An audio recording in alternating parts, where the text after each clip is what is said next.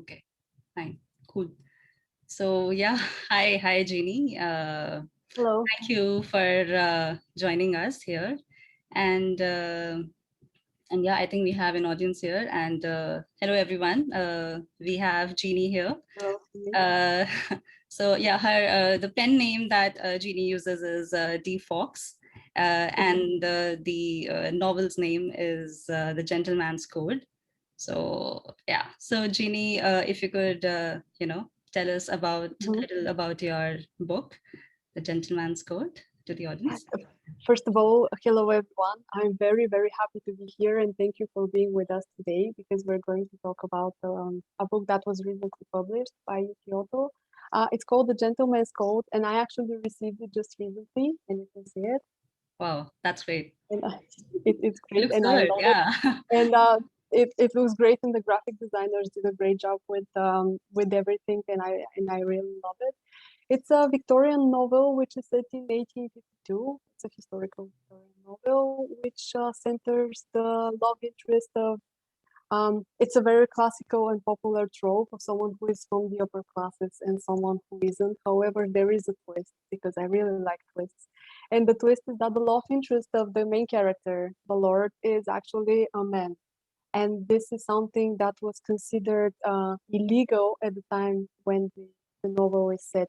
And I've always wanted to tackle with this topic because usually the class norms they are there and they're always a very serious hindrance or a boundary between people. However, at the time when a love affection between men was illegal, that makes it even more difficult for them to express their feelings or let alone act upon their desires. And I've always been interested in this topic and exploring more the narrative in this direction. That's So that's this is this is one of the reasons why I picked up exactly this trope and why I wanted to explore more. cool. Yeah, I read your book, and Oh, I really thank you. enjoyed it. It's definitely a page turner. I was hooked, until the very Thank end. you. I wanted to know what happens next. And it kept surprising me, actually. Yeah, so, it started off, initially I thought it would be a political, Mhm. story, but then it turned out to be a romantic one. And Oh, and it that starts as yes, it yeah, starts I mean, as it's still with romantic with politics. political backdrop. So yeah, Mhm. so and I didn't really anticipate that the main protagonist would be falling for another man, especially like you said, because it is set up in a Victorian classic backdrop, Mhm. right? Mhm. And yeah, so The main character is someone who is not only from the upper classes, but he's also the son of one of the richest men, not only right. uh, in Europe, but in the whole world. On top of it, he's in the politics. This is where the political moment comes from. Mm. And something like this would be totally unthinkable on top of everything. This is where part of the tension comes from, and I really wanted to work more on building the tension between the characters, Yes. not only because of the challenges they have to face because of their differences, but also because there were so many other things that were happening. I'm glad that you were surprised by the way things were taking turns constantly, and Yeah, this is it something. was it was This full is of something. surprises. It kept surprising me because of the twists and turns that come along as you move further in the story. So yeah. Thank you. I was working a lot on this. By the way, the story started as something I posted some time ago on a platform. It was I just wanted to see how the mood of the readers would move with the narrative. That's why I decided to experiment by putting it online for a Okay. while. And it was very interesting to see how readers started as, because I always read the comments and I was taking part in their You comments should. during You should. comments. You get so many insights from the comments, So and many insights, yeah, yes, and they're extremely helpful yeah, to see how you're moving. They can be your corrective on how to sometimes whether what you're saying is really sent to the readers. And I was very happy to discover how they started thinking that it's going to be another political story. Some of the comments were, yes, it's great. However, when the love interest started developing, I could see all their reactions. They were constantly guessing what was going on. So that gave me the confidence that I can even more explore this and build up on the surprise element. Yeah. I'm, Great I'm that you glad did I it. did. I'm glad I did because I think it Yeah. turned out quite Yeah. well. Yeah. Another thing I noticed was how they were interested in the political games. Yes, but as they started getting to know more and more the characters, they had even more and more questions about what they are doing because they are obviously doing something, and there is a mystery element in everything, and it's. I like to also leave the reader sometimes to guess by themselves what's going on. I'm glad it kept your Because interest I in this didn't way as have well. enough time to guess because I was always reading. I kept reading. So yeah. Nice. So I didn't want to waste time guessing. I just wanted to, know what happens next. Nice. It's dynamic. In that sense, it's quite dynamic because things constantly change, and it's. I wanted to work more on the unpredictability, and not to be sure. You know what's happening, but at the same time, something else happens, and that changes things completely. Not only for the characters, but also in the reader's mind. At least that's the impression I got from the readers and the beta readers. I was discussing this. There was one beta reader who said, when I was reading it, I was wondering, why did he do that? And then I discover why he did it. And I go, oh, yeah, that's why he did it. Yeah, that makes so much Yeah, it sense. makes I it, don't know it makes so how I much didn't see it. sense. Yeah. It's like, you start connecting with the characters. They're so, uh, so real, right? Even though it's set in, a Mhm, different era, you can still connect with the little things they do. Like there's this one scene where there's another person when he jumps into mhm, the river mhm, because he thinks, that someone he loves, right, is probably mhm. dying, or and it focuses on that, how sometimes we take certain actions even without thinking, right? And We sometimes act upon our wishes and our desires our just because desires, our feelings, and it was very novel of that person to do that because the person is trying to save someone's life. uh, Mhm. and there are times when people won't do that, even on like second and third thought, and here this person did it without a thought, right? So Without thought. It yeah. was thank you for mentioning it because this is a very important moment where it's clear that one of them is ready to do absolutely everything that he Yeah. can to save the other one. Yeah. Um, they have many challenges they have to go through, but the biggest one is always overcoming yourself. Right. Because we know the social status of one of them. He's a lord. He is expected to be behaving in a certain way, especially when he's coming from a family like this. Right. At the same time, he is someone who is constantly fighting something else, and for a very long time, we don't know exactly what he's fighting with or for. Right. The But as internal but conflict. yes, but as the action develops and we get to know him more and more, he maybe he starts looking like someone you didn't know at first, and he turns out to be something so much different than, than you thought he was. I had very um, much fun exploring, especially Lord Callum's character, because he's the one that the book starts with. He's always the mystery man. Constantly, we don't know what actually he's doing. There was a reader who sent me a message and they said, I have no idea what he was thinking or doing in the beginning. He's just very But mysterious, yeah, and very quirky, I would say. he's very quirky. On the other hand, you have the other main character who is the complete opposite of him. Yeah. However, there's something totally different going on. Yeah. Yeah. So I will not say what it is. So we'll keep the mystery. Yeah, We'll keep of the course. mystery about it here. Right. Um, so despite all the norms they have to conform and they have to follow, because there is Callum's father is the embodiment of seriousness and conservatism, not only because he's a politician, but because he comes from a family who was raised this way. At the same time, he's not he's not only this, he's also multi-layered. And I try to work a lot on multi-layering all my characters and trying to make them living.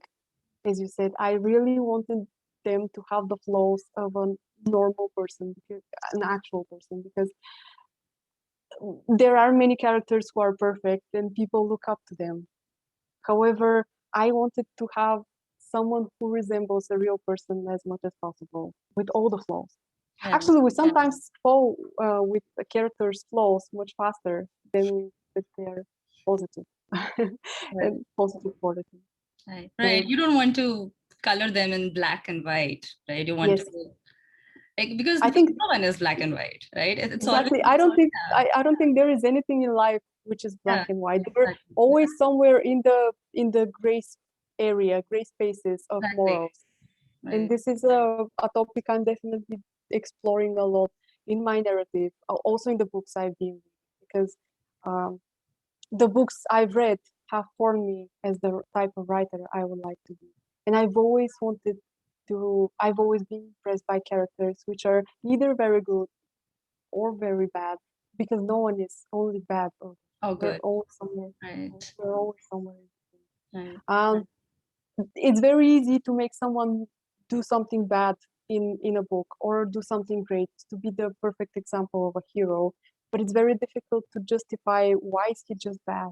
No one is just bad just because they want to hurt people or do Yeah, people something are wrong. complex, right? And that complexity should come out in the narration, and it did in this case. So, like, I did. and not just the main protagonist, but also the other characters, like the old lord, right? Like he has, like you said, he's multi-layered. And it's not just, you don't focus on just one aspect of his personality, but multiple aspects, right? Yes, I wanted to develop him especially in this way, because in the beginning he shows as the conservative, stuck-up man who doesn't like change, who would never consider change. However, no one is like that, and people are much more, as you said, colorful than they seem at first glance, as long as you give them the chance to show themselves as such. And I Yeah. try to do them as such. There is another character I really wanted to present as as mm, as brightly as I could, and this is the female character in the story, because there are many strong female characters in the story. I didn't want to have just a desperate lady who waits for man to save her. I wanted to have a real strong woman who stands up for herself, especially at that time, because we can't deny that there were strong women at that time. For me to believe that there were women at that time who were so strong. After all, it was a queen that was sitting on the Exactly. throne Yeah, at the it time, was the queen who was ruling uh, the country, like, at the time. So yeah. who was ruling and leading all those armies, yes, Yeah, and at leading the all those time. armies, right? So Lady Henriette, who is mhm, mhm, who was the character, who is, and we see more and more of her, was the one who was a very big catalysator in the political turmoil that is going on in the story, Right, right, because she had the bravery to stand up and say right, what she was thinking. right. I see that covered a lot of areas where you show that how the characters, they stood up for themselves, Mhm. and even against the social stigmas that were prevailing at the time, like the female character you're talking about, that how she stands up and speaks up, in fact, for herself and for the women For all the women. for There all is the women. another strong character. There is another strong character who shows up later, and she's the wife of the politician. Yes, he's the politician and everyone knows him. However, she's the person that everyone knows, because she's another strong woman supporting him. Even if her strong opinions are obvious, and she doesn't shy away from them. And I really wanted to have that because I've always admired strong women in fiction and outside of fiction. And as I said a few minutes ago, even at that time, there were always strong women. And I think I just want to see more of them in narrative and in contemporary fiction or in historical. So it's definitely something I'm going to work more on in my following books, having more strong female characters. Even if the main love interest in the book is between men and they are the main characters, the strong women are still always going to be there in all my stories. That's right. Because I like the I've way had, you stitched it to the main story, right? Yeah. yes, they are just important characters. They're not just side characters. They are there Right. and they are taking a very active part in the action. I had to do a lot of research because it's a historical novel after all. However, the more I was reading, the more articles I stumbled upon exactly on strong women who were taking part in everything that was happening at the time. So they were there. They That's were there. They've always been there. yeah. Yeah, I mean, yeah, yeah, that's true. I mean, they were there, obviously. I mean, that's how, it has led to whatever state we are in today. And It is to great extent journey. thanks to all those Thanks. strong Yeah. people. Yeah. Yes, despite their gender. Uh, it resonates. It's a historical novel. However, most of the topics we're discussing in the book are still loudly here nowadays. Not only the differences between the expectations from certain classes, the way people have uncertainties about themselves, whether they can act upon their desires or not because of where they come from, but because of their internal struggles. And sometimes those internal struggles are the biggest thing we have to overcome to achieve what we want. And this is the case with one of the characters, actually. It's not so much the class differences as something else that's going on in his head. Right. I really like that in your novel, that how it's, more than the external conflicts, it's the internal conflicts that sabotage things for you, like in life in general. And They very often, yes. very I often think that this is happens. I think that happens all the time. I think sometimes people have things they cannot escape from, or even if you can escape from, you cannot change the past or something that's made you the person you are today. And those are, as you said, those are sometimes internal turmoils and struggles that you fight your own demons all the time. Right. And it's you have to overcome yourself first because before you can overcome something else, the bigger fight. I don't know which one is the bigger fight now that you mention it. Sometimes they're both quite big. Yeah. Sometimes they're both quite big, but I And suppose we all have them. it's the internal conflicts which are more important, because that's if you can deal with them, you have the courage it gives you the courage to deal with the external conflicts, right? So Exactly. I think right, it starts with yourself. exactly. It's I've always thought that you can do anything in your power if you have decided to change something external. You do anything to achieve it. However, if you cannot overcome yourself, I, that's what stops you to act upon anything. So it starts with you. It always starts with us. No matter what we discuss in fiction or outside of fiction, it always comes to what kind of person you are and how you deal with all the things you are fighting with or all the things you want to achieve.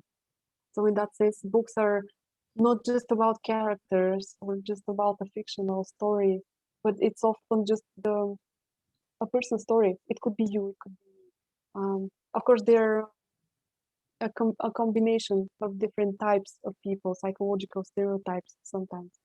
However, they are still people. We call characters by their names.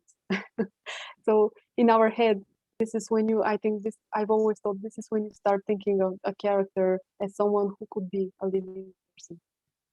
Right.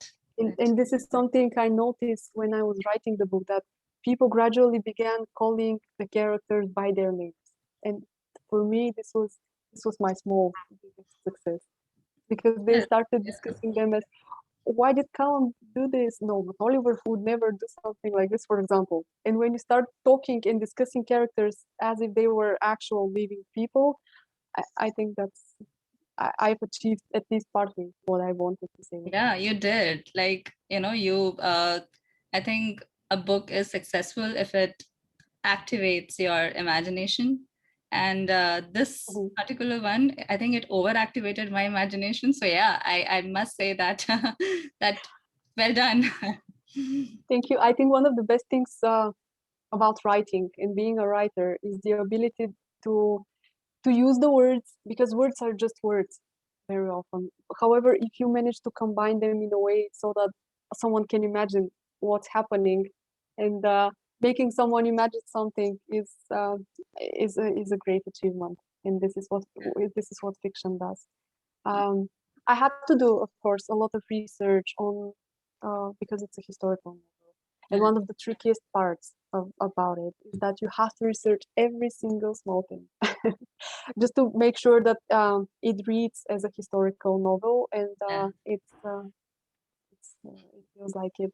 Uh, there are many things you have to verify, of course, to make them as believable as possible. Legit, yeah. Uh, Everything, yeah. I did a lot of research on how the places would look, because I wanted to create the atmosphere Yeah. of an actual Victorian novel. Especially during the balls and all the dinners they had, the hunting, all the activities that the royal upper classes were conducting at the time. There are scenes which are very far away from the royals, and they're happening uh, in East London and in the slums even, Yeah. which took a totally different kind of setting and mood that you wanted to set. Right. This is one of the things I try to make as believable as possible. Yeah. I mean, I think it's Make really them look the way they. descriptive. In fact, there is this I don't know, I highlighted it, that how uh, you have described the corridors and even the paintings that are there on the walls, and it says that how this main, like one of the main characters, how he walks into this place and he's thinking to himself that, okay, maybe these are the paintings of so and so, and he's Mhm, guessing all that. And you've mhm. mentioned it, that he's guessing it, that this is what he believes, that the This paintings this is are, something. this is what we don't know for sure, that if those paintings are really those, what he thinks to be. But the fact that he's Mhm, guessing it, it's like, mhm, you are putting the reader in the character's mind, right, in the character's head. So I know mhm. what he's thinking and what he's feeling as he's walking into that place. uh, I think that's the power of narration. Thank you. This is one of the reasons why I chose, because the whole story is in third person narrative. However, it's through the eyes of one of the main characters. Yeah. And I really wanted him exactly to be the person we're seeing everything from, because very often the person you choose your perspective and whose perspective to write from is the one who is mostly emotionally invested in everything that's going on. And he's the person, normally the reader sees the world Associates with, yeah. uh, from his eyes. And for me, this was the reason why I chose specifically him to have the Yeah. person who Yeah. the narrative. Yeah, understandable, yes. And of course, because the other one is total mystery, and we Yeah, can't be allowed in his head. No, we're not. We're not allowed there. Um, we can't talk about that. uh, they all have their secrets, of yeah. course. Each one of them has their secrets. And one of the things I wanted to convey was that no matter who you are or where you come from, you have your past. And it is the reason why you are the person you become today. And Yes. very often, because you gave the example with the way he jumped in the water, there is a reason why he would never think of jumping before for someone else, because he would never risk anything about someone else for a very good reason. We all have our reasons, And what I worked on a lot was to have the characters doing justified actions because they had something, a very good stable reason to do it, not just because they thought and Yeah. felt like. Yeah. Yeah, I mean, the overall character sketch should be, it can't be incoherent to, how the story is building. So yeah, true. Very often we, in real life, again, we act, at first we think it's not justified and we just do something out of nothing. However, very often we have a good reason to do it. It could be our character, it could be something that's happened before, but I don't think people are so chaotic. There is always a reason why we do something or why we don't. Sometimes why we don't do something is a better reason than to do something. However, there is something else, and it's in the epilogue of the story. I will not spoil it, but one of them says that sometimes it's a quote from Shakespeare, and she says that about our violent desires very often have a violent end. But it's even worse when you act upon those desires with a clear mind that you're making a mistake. You very well know that what you're doing might have a very bad outcome. However, you still do it because you've decided to do it. And when someone decides to do something, nothing can stop them. I think people are like, if you are real, someone will do something as long as they want to do it. They're ready to risk everything in order for them to achieve it. Right, right. It could be anything, even if it's a small thing, or even if it's the grand fight they're all fighting, because the plot is two levels. One of them is the internal struggle of the characters. Have the other one is the big thing they're all fighting for. No matter which one you pick, they all took decisions with the clear head. Each of the characters did something not just because, just out of it. They knew what they were getting themselves into, And so they you can still hold did it. them responsible for their actions because they took those actions with clear head. Exactly. Because yes, when you take a decision on such a scale, you have to be ready for the consequences. And as you see, all of them are ready for the consequences, and they are just there and they just do it because they believe they have to do it. It's like they've already accepted the consequences even before they face the consequences, right? So you sometimes have to wait the options you have and take the decisions you have best. It always comes with a risk. Yes. The question is what kind of risk you're taking, and one of them is taking a very serious risk. Yeah. I will like I wanted you to tell the readers more about that, more about the title of the book, that how that and why. And it's up to you. I mean, how much information Thank you. But yeah, maybe a little bit about the titles. Yeah. The book is called The Gentleman's Code, and the reason why I called it is partly because, as we mentioned, all the status differences between the main characters, all the codes the upper society has to follow. However, Callum starts as someone who is not the best example of the gentry, and this is the way he's described, especially in the beginning. He's not an example of a gentleman. First of all, yes, he comes from the family he comes from. However, he's the third son, and he's the one.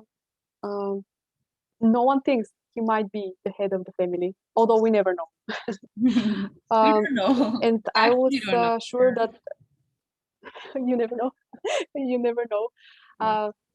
But the other thing is that we all have to follow a certain code. No matter what kind of background we come from, we sometimes have things we just have to follow, regardless of our social status. The subtitle is, however, Divine Moves, and it comes from a game because Lord Callum is famous for his gambling problems and drinking and everything because he's a very flawed character, especially in the beginning. However, of course, those flaws are not just all the bad things that someone can be. They are all justified. At first I thought to call the book The Gentleman's Divine Moves, because divine move comes from the Chinese game Go, and it's a strategical move in a position. Okay. Go is a game that I've always thought is very similar to chess. Not because it's so difficult, so difficult as chess, but because it takes a lot of skills and improvisations and thinking and knowing your opponent. Because if you want to win a game, you have to know your opponent. Even if it, in the case of the book, it's a political game. However, in general, you always need to know your opponent.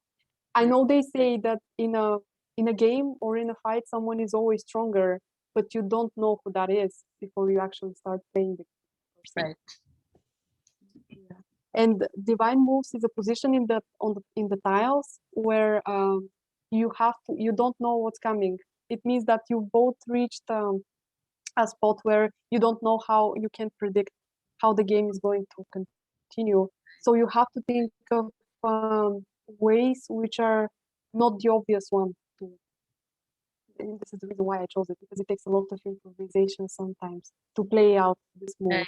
and to see what you can't predict the outcome, because you have to think of a more inventive and creative way to deal with what's going on. And it's one of the most there are players of the game who never get to this point, just because it requires two brilliant players. Right. Right. And like you said, everyone has a code that they live by, right? And that is so true. And especially in this novel, where you see all these characters, they have strong opinions, Very strong. right? And those opinions, most often opinions, they're rooted in a code that we live by, right? It's not only the social, as you mentioned, there are codes, and it's not only the codes of your background, it's sometimes the code you personally follow for yourself. Yes. And when there is a big clash between the two, as is the case, one of the characters, when those two clash and fight all the time so seriously, it takes a lot of courage to overcome both of them.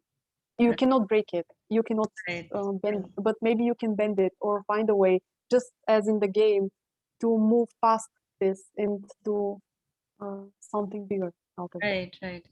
You have to overcome the resistance to to clear up the way, right? So yeah, and to move clear ahead. up the way. Yeah, It takes a lot of courage, of course, but everything you want to achieve takes a lot of courage.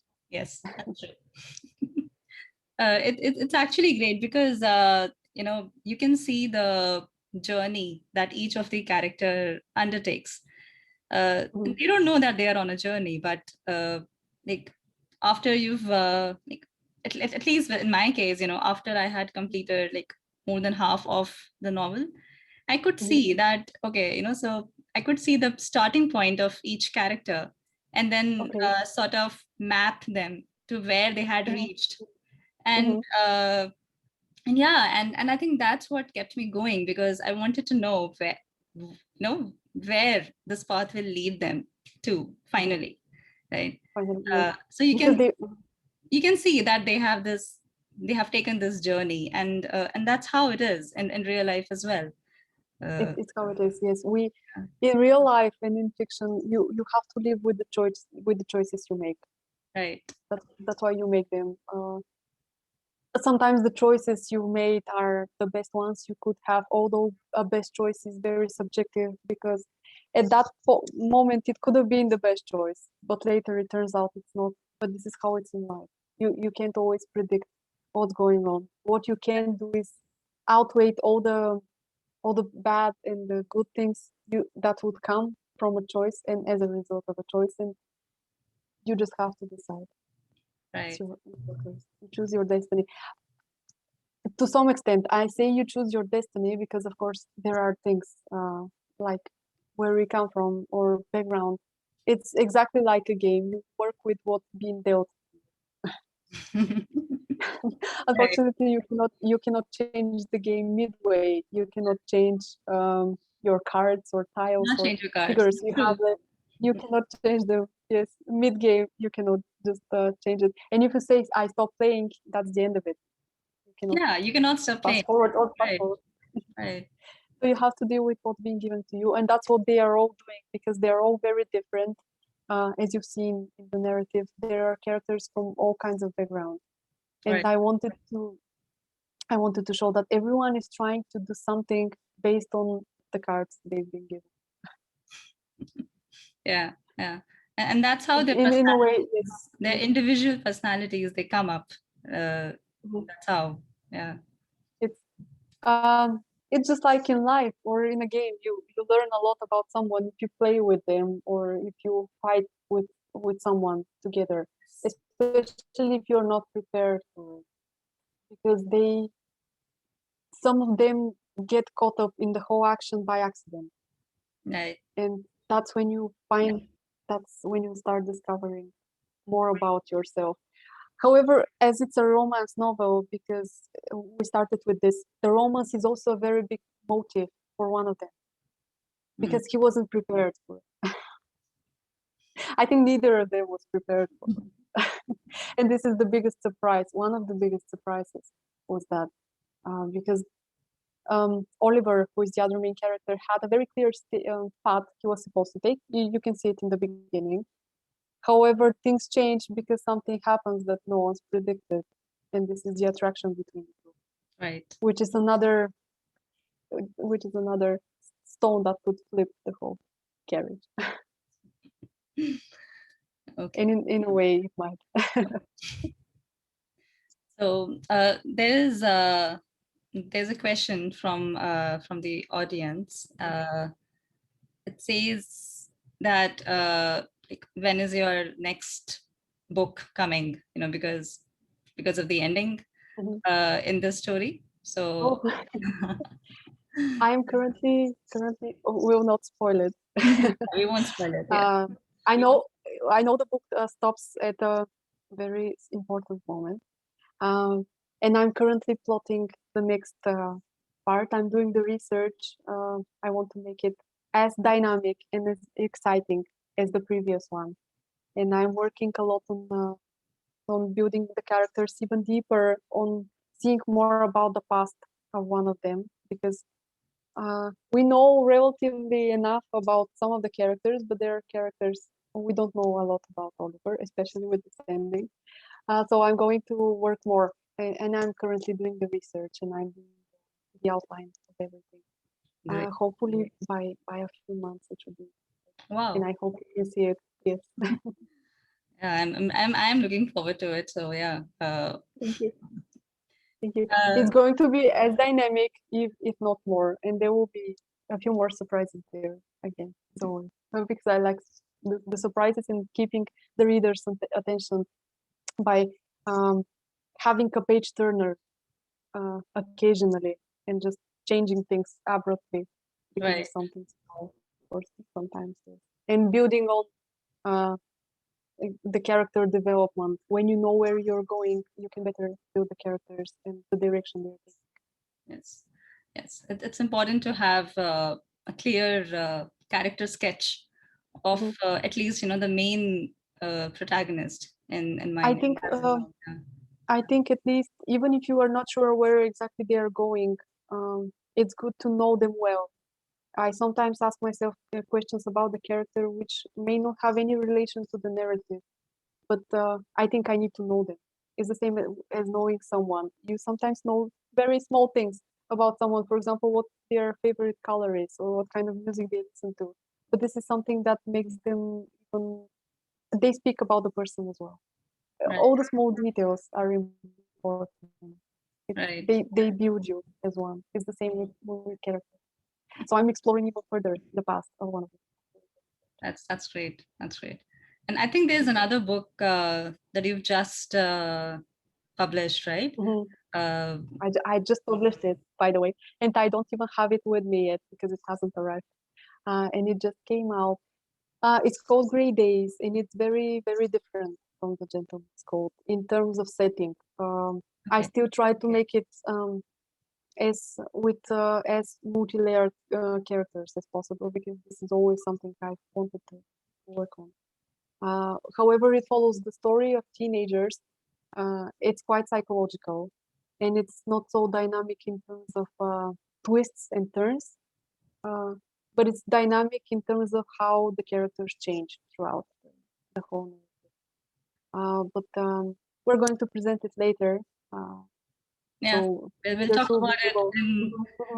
in another author interview with you. Yes, and we can discuss it. Yes, they're both very different, but they explore characters, because I've always said it that books are stories about the characters. We care about the characters, Right, and the action is important, of course.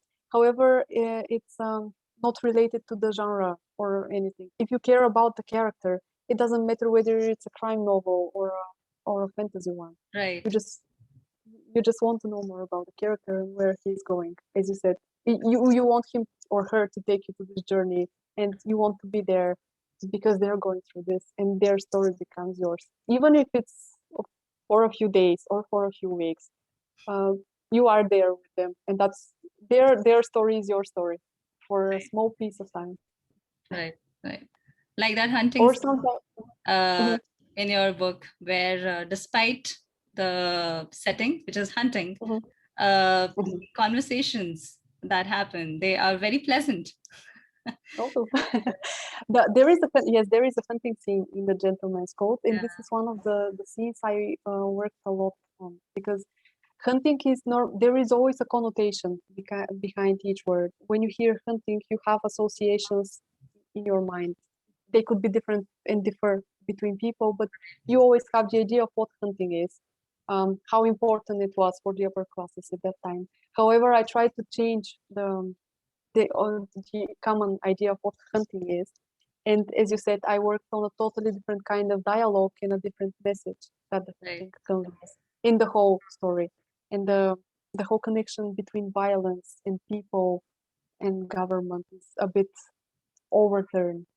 So Yeah, this is the reason why I wanted to have the scene and change it. I took the popular trope and I flipped it into something. it's a very unique kind of juxtaposition, that you place a very different kind of conversation in a very opposite scene, right? So yeah, so but I think that also brings out the uniqueness of that scene. So thank you.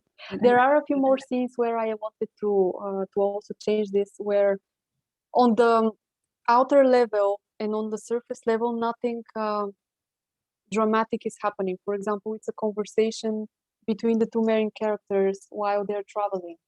Right. It's not an action scene or anything. At the same time, dialogue is with so much tension that this is where the feeling that something is going to happen comes from. Right. And I'm glad that I've managed to convey those ideas. Yes, you have. Yeah. Because a fight or a tension doesn't always come from the external factors like fighting, screaming. It doesn't have to be loud, right, in order for it to be very heavy emotionally. Right. So how long did it take you to publish, the entire this book of yours? Everything. How much? Yeah. I had the idea for a very long time because I've always liked historical novels. Yeah. And I've read them for years, and I've been impressed by the ability of all the writers I've admired to create such a living world which was set 200 or 300 years ago. And I've learned a lot from them. And this was the kind of story I've always wanted to tell. So in that sense, a lot of time. However, I began doing the research for a few months because I wanted really to be very well aware of what I'm getting myself into with writing historical romance novel. But the whole setting and plotting took a few months altogether. We did it about 4 or 5. But then again, I was doing research long before that, and I had the idea long before that. So it's a bit longer. I think writers, it's better for writers to take their time sometimes. And sometimes when you write a book, no matter what you write, actually, you need the time to step off and look at the things from afar. It's the same as looking. There was a saying that you can see the mountain only if you take a few step backs and you can see it as a whole. I think sometimes it's the same with narrative, because when you're so emotionally and sometimes physically, because you're writing it, invested in what you're doing, you can't always see how exactly it looks. So you need to take a break. This is what I do. I sometimes step away, give the story a few days time, and when I go back to it, it's like meeting a friend you haven't seen for a while, and you have so many things to talk about. And when you go back after a while, after you've taken a break from your characters, they have so many things to tell you that you can't wait to put them down. It's at least how I. That's such a beautiful analogy. Thank you. Yeah, I've it's always like, thought like it's you helpful. have to get outside a box Mhm, to see mhm, the whole picture. So mhm. yeah, I think More questions sometimes come to your head when it's not in the narrative or in the story. yeah, Um, so when you go back to it after, you can answer them better than if you were still inside, because right. it can be very, very overwhelming. You know, as a person who is also involved in creative process, it can be very overwhelming sometimes. Not because you don't know what to do, but it's you're emotionally experiencing everything you're describing or reading. As a reader, you experience everything emotionally. So you sometimes need to take a break because it's really overwhelming. It's like this with all the creative processes. Right, right. And I think it's very important. And if I have to tell something to fellow writers, it would be take care of yourself and try to take your time. Mm, Don't try to put deadlines or in what you're writing. At least I didn't, because I wanted to bring the best I could have and to give the readers the best I could have. I knew it would be better if I take my time and do it the way I wanted to do it. In That's terms of good editing, advice. Yeah, thank you. In terms of editing and the rest, I have a great editor, and he was very efficient. And it didn't take so much time because we worked together and changed things that needed to be changed. But he was a very great help, and it was very quick. In terms of the technical things, yeah. Yuki Otto helped me a lot with that. So and it was very fast and efficient. I just took my time to make it the best I could. That's great to hear. Good words about Thank you, us. of course. Yeah, yeah. I'm glad you had a good experience, and I really hope that you keep writing and surprising readers. Thank you. Yeah, yeah. Thank you, dear. I hope the next book will be even more surprising, considering I'm how sure things about that. Yeah, because I really don't know what it would have. And like I can't really anticipate. The ending. So yeah. So go. so I think this is always a good thing, not only in the case, but in general. If you're not sure about the ending, it's like in life, because in life you're also not sure what will happen. right. Yes, yes, things might be obvious to some point, and you can have predictions or guesses what's going on. But if it's not clear and if you're not sure, I think that means, and it's the same for me when I read. If I cannot predict the ending, it means the author has done a good job, because Right. it's the same as whether life imitates art or whether art imitates life. In life, you don't know how things will, Right. and sometimes in fiction, it's the Yeah. same. Yeah. I mean, fiction. Yeah, they do sort of mirror our Hmm. lives, right? So Hmm. we see ourselves. We try to find ourselves in the books that we read, uh, That and is true. and we try to associate with the characters. Uh, Hmm. Hmm.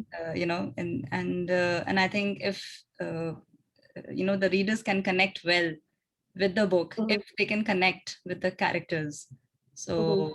So yeah, I mean, I could do that. I could associate with the characters Thank you. in the novel. Yeah. So Thank you. Especially with the strong female characters. yeah, especially yeah, I mean, I'm always up for women empowerment. So yeah. Me too. I don't want to sound as a feminist, but I think we need to speak more about the strong characters Yes. and the strong female characters in And I'm fiction. so glad that you have that in your novel. It was a a pleasant surprise to come across those characters because I was not expecting them, and there they were. Thank you. They are all flawed, as we discussed. They're not perfect, Right. but that That's makes okay. them real. Yeah, that's okay. Yeah. Flawed is So good. we'll have even flaws. Yeah, flaws are part of us. So we'll have even more flaws in the next in the next book, even more serious one. Yeah. Okay. Cool. So yeah, I mean, anything else that you want to say? Like we I can. wanted Yeah. I wanted first to thank you for having me because you've been a great host. Thank you And so much. I think thank you. you've been a great guest, I think, and so it's like it's interrelated, right? Without a good guest, a host is nothing. So It's yes, it was a. I hope our listeners and the people who watch us today had yeah, a lot of I fun. hope they have enjoyed it. Yes, They definitely, have enjoyed it. We're definitely going to meet again because we're going of to talk course. about the other book. We're Sure. going to. Uh, Okay. I'm going to finish, and for a for a writer, the biggest prize is the are the readers, and knowing that what you've written has connected with them, even if they have connected on 100% with the character, or they have distanced themselves from the character and said, I don't like this character because Yeah. something. They're not indifferent. And for a writer, the best feeling is to know that readers connect with their story or the characters. And I'm very glad that you did, and the other readers who shared their experience with the story did. And this makes me very happy as a writer. Thank you. And thank you. Great Thank to you for hear. giving me the chance. Thank you for giving me the chance to say it. Thank you for being here. Yeah, and thank you for writing such a beautiful book. Yeah. Thank you. Thank you for reading it. Yeah. Okay. I think we'll end it now, and Mhm. we'll talk offline. Yeah. Okay. Cool. Thanks. Thank you. Thank you, That's everyone. the end of the live interview. Thank you, guys. Yeah. Thank you.